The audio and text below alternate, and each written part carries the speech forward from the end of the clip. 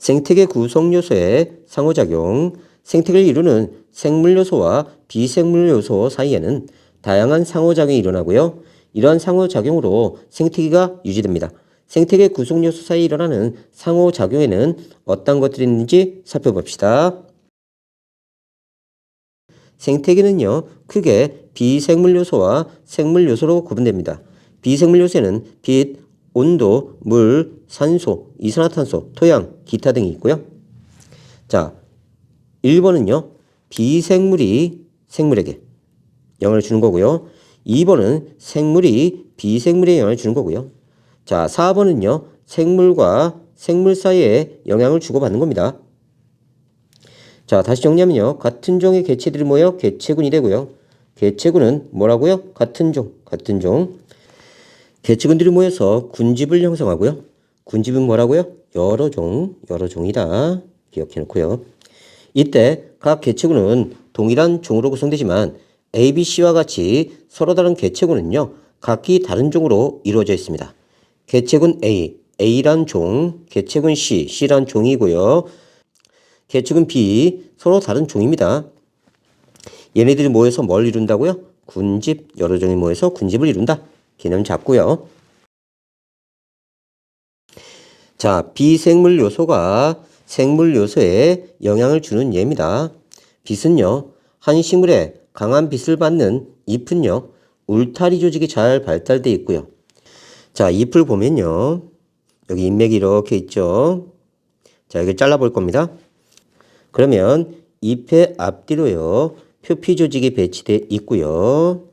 그 다음 책상 조직이 빼곡하게 들어가 있고요. 잎맥이 있고요. 위쪽에 물관이고요. 아래쪽에 채관이고요. 그 다음에 여기 해면 조직이 있습니다. 그 다음에 잎의 뒷면에 공변세포로 이루어진 기공이 있어요. 그리고 약한 빛을 받는 잎은요, 빛을 효율적으로 흡수하기에 잎이 넓고 얇아요. 그래서 우리가 숲에 가보면요, 자, 햇빛이 적게 들어가는 쪽은요, 잎이 굉장히 넓은 걸 볼 수가 있고요. 햇빛이 잘 쪼이는 곳에는요, 잎이 두껍게 발달되는 것을 볼 수가 있습니다. 그래서 잎이 넓으면요, 적은 빛을 많이 받을 수 있죠. 그래서 잎이 넓고 얇으면요, 잎이 받는 빛의 양과 빛 투과율이 높아지고요. 바다 얕은 곳에는요, 광합성의 적색광을 주로 이용하는 녹조류가 많이 분포하고요. 바다 깊은 곳에는요, 광합성의 청색광을 많이 이용하는 홍조류가 많이 분포합니다. 적색광은 파장이 길어서 바다 얕은 곳까지만 투과되지만 청색광은요, 파장이 짧아서 깊은 곳까지 투과됩니다. 그러니까 바다가 있을 때 적색광은 여기까지밖에 못 들어가요. 청색광은 파장이 짧기 때문에 투과율이 높습니다. 깊은 곳까지 들어가요. 그래서 적색광을 주로 이용하는 녹조류가 얕은 곳에, 그 다음에 청색광을 주로 이용하는 홍조류가 깊은 곳에 존재하게 됩니다.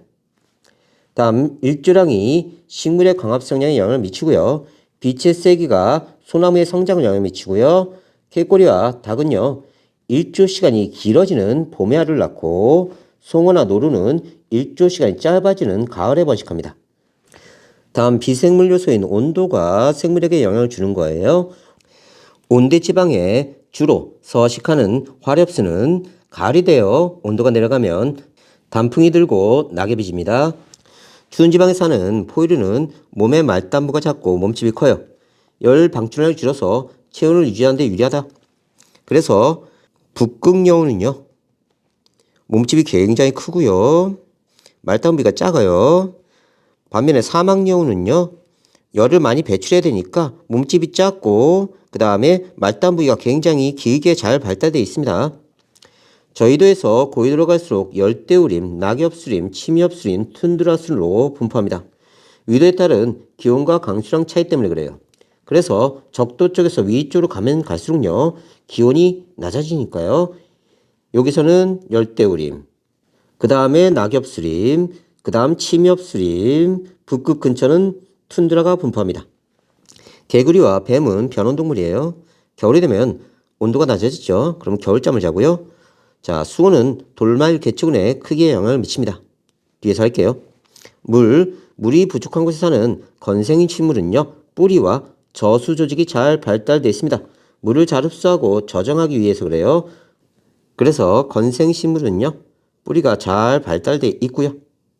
그 다음 저수 조직도 있다. 물에 사는 부력자면요, 잎자루에 공기주머니가 발달되어 있고요. 강수량이 줄어들면 옥수수의 성장이 저해됩니다. 공기요. 공기가 희박한 고산 지대에 사는 사람들은요, 평지에 사는 사람들에 비해 혈관 속 적혈구수가 많습니다. 다시 고산지대에 사는 사람들은요, 산소가 부족해요. 그럼 남들보다 더 많은 산소를 섭취할 수 있도록 적응해야 됩니다. 그래서 적혈구 숫자가 많아지는 거고요. 공기 중의 산소는 고라니, 민들레 등과 같은 생물의 호흡에 이용되고요. 대기 오염 정도에 따라서 지유류 분포가 달라지는데요. 지유류는 오염될수록 그 양이 적어져요.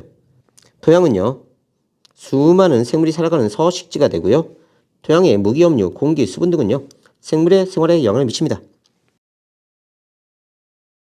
다음 생물 요소가 비생물 요소에 영향을 주는 예. 숲이 우거질수록 지표면에 도달하는 빛의 양이 적어지고요. 토양 수분의 증발이 감소합니다. 질소 고정 세균에 의해 토양 속 암모늄 이온이 증가한다. 자, 콩과 식물은요, 뿌리에 뿌리옥 박테리아가 있어요. 이 뿌리옥 박테리아가 공기 중에 질소를 흡수해서 암모늄 이온을 만듭니다.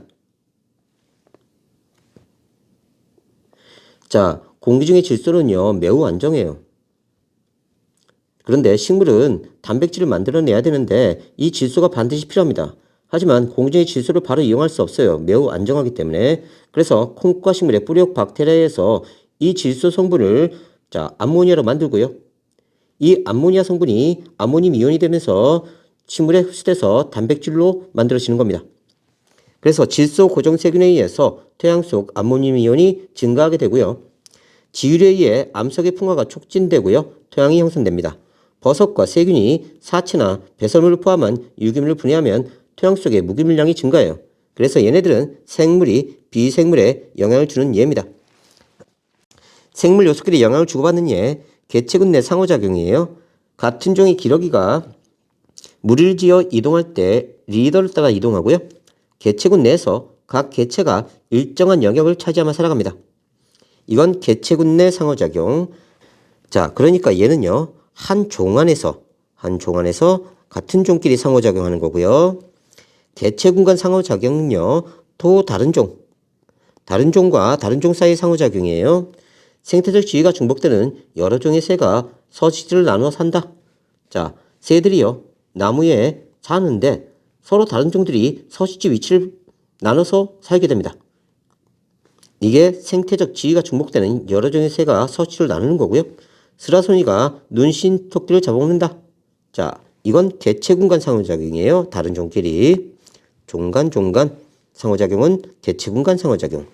종내 같은 종 안에서 작용하는 건 개체군 내 상호작용. 기온이 나뭇잎의 색 변화에 영향을 미치는 것은 기온이니까 비생물 요소가 생물에 영향을 주는 거예요. 다음, 나무가 광합성을 하면요, 공중의 산소 농도가 높아진다. 자, 나무니까요, 생물 요소가 공중의 산소, 비생물 요소에 영향을 주는 겁니다.